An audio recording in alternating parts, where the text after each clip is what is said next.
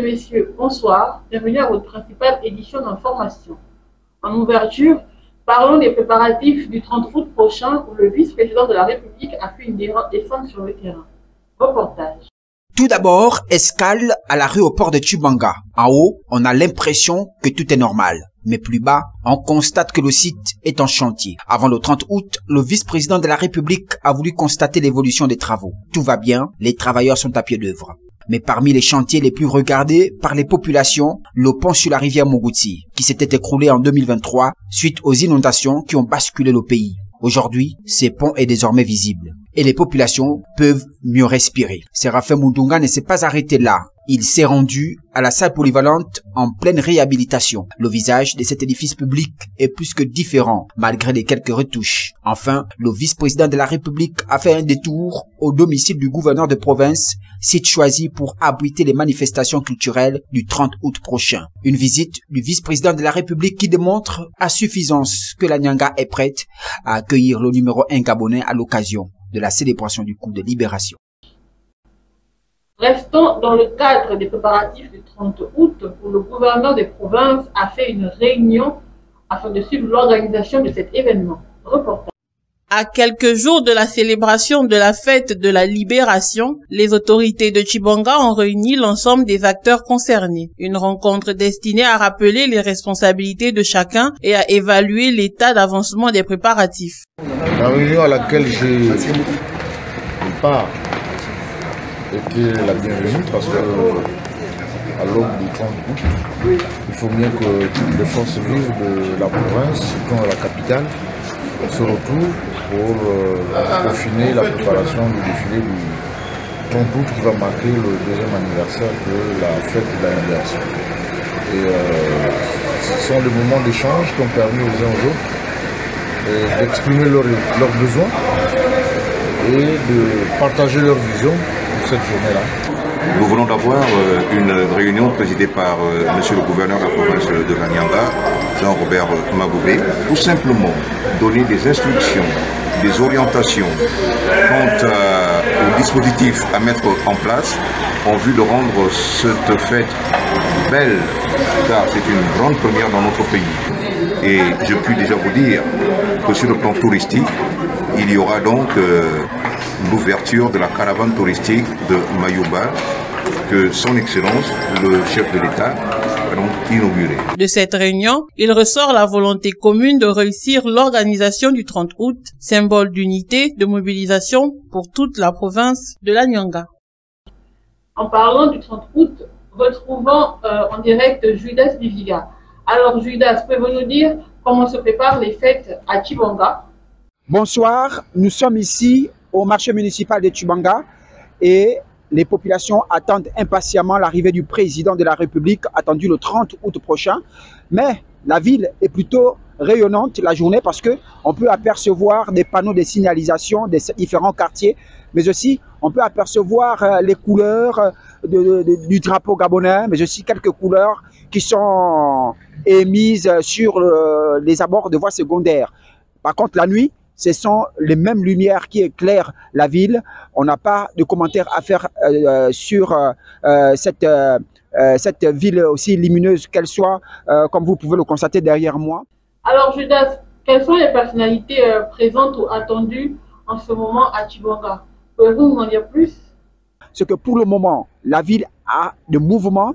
On annonce justement l'arrivée à Tchibanga de plusieurs agents de forces de sécurité et de défense venus depuis Libreville. Nous avons la police nationale, nous avons l'armée de l'air. Voilà ce qu'il faut retenir encore pour les préparatifs de l'arrivée du président de la République, ici même à Tchibanga. Merci beaucoup à Judas qui est en direct depuis le marché de Tchibanga. Maintenant, place à l'actualité africaine. Au bord des routes, sur les affiches, Mamadi Doumbouya met en avant son projet de nouvelle constitution. La campagne pour ce référendum devait débuter ce dimanche, elle a été décalée au 31 août. Et c'est dans ce contexte que 3 partis ont été suspendus pour 3 mois. 3 mois sans l'UFDG de l'opposant Cellou Alain Diallo, ni le RPG Arc-en-Ciel de l'ancien président Condé, ni le PRP. L'UFDG s'est réuni ce lundi à huis clos. Et en soirée, ce communiqué est sorti. Dans les mots, il fustige violemment la décision des autorités. L'UFDG rejette cette décision illégale émanant d'un pouvoir illégitime, issu d'un coup d'État sanglant, un pouvoir maintenu par la violence aveugle et la force brutale. Quelles seront les conséquences de ces phrases? Il faudra attendre, mais selon les autorités, les partis n'auraient pas respecté les obligations de conformité lors de leur phase d'observation. Cette lettre leur a été adressée dans le week-end. Visée par le ministre de l'administration territoriale et de la décentralisation, elle précise que cette suspension durera jusqu'au 22 novembre. Chez cet analyste politique, il existe désormais un léger problème démocratique. Donc on a comme l'impression que cette décision a un lien direct avec la tenue du référendum prochain. Sauf que sur le plan démocratique, un vote a besoin d'être pluraliste. Et le risque de boycott du référendum pourrait entraîner une faible motivation des Guinéens. Si ces formations politiques demandent à leurs partisans de boycotter, je crois que ça peut avoir des répercussions sur le taux d'abstention, sur le taux de participation. Du côté du PRP, Raf Yousso regrette le manque de dialogue. À quelques jours de l'ouverture de la campagne référendaire, et aussi qu'on nous suspend 3 mois, c'est nous empêcher de communiquer, de parler, de prendre part à la campagne référendaire, de prendre part au débat politique en ce qui concerne la transition. Il est à noter que ces partis avaient appelé à des manifestations à partir du 5 septembre contre les autorités transitoires. Ils sont interdits désormais de toute activité. La zone est aride et battue par les vents. Pourtant, depuis 1992, le camp a grandi. Il est passé des tentes aux abris en dur et héberge désormais quelques 300 000 réfugiés. Kakuma est situé dans le nord-ouest du Kenya, près des frontières de l'Ouganda, du Soudan du Sud et de l'Éthiopie. Ces résidents sont arrivés de toute la région au fil des guerres et des violences. Plus de 30 ans après sa fondation, beaucoup ici vivent encore de l'aide internationale, mais celle-ci tend à se réduire. En ce moment, le Haut Commissariat aux réfugiés manque d'argent. Ils ne donnent plus d'ustensiles de cuisine, ils ne fournissent plus d'abris. Ils n'aident plus comme ils le faisaient avant. Alors Mesfin Getaoun, réfugié ici depuis 2001, a créé ses propres boutiques, Jesus is Lord, où il vend à peu près de tout, de la nourriture aux 2 roues. La création d'entreprise est une des rares possibilités pour gagner sa vie à Kakuma. Et une ONG, Inko Moko, se propose de prêter de l'argent à taux réduit aux volontaires. Dans un endroit comme Kakuma, on voit des entreprises. Elles marchent, elles ont même du succès. C'est du secteur informel, mais elles créent des vrais emplois. Adèle Moubalama est devenue ainsi une femme d'affaires. Elle est arrivée du Congo en 2018 avec ses 6 enfants et un orphelin récupéré en route. Grâce à un prêt, elle a pu lancer sa fabrique de vêtements et emploie aujourd'hui 26 personnes. Certains ont peur de faire un emprunt, mais pourtant les emprunts, c'est bien. Même votre ami le plus proche ne peut pas vous prêter de quoi lancer une affaire. Mais des organisations comme Inko Moko le font. Mes clients viennent de la communauté locale, de tout le Kenya et même de l'international. De simples camps administrés par l'ONU, Kakuma est devenue une municipalité.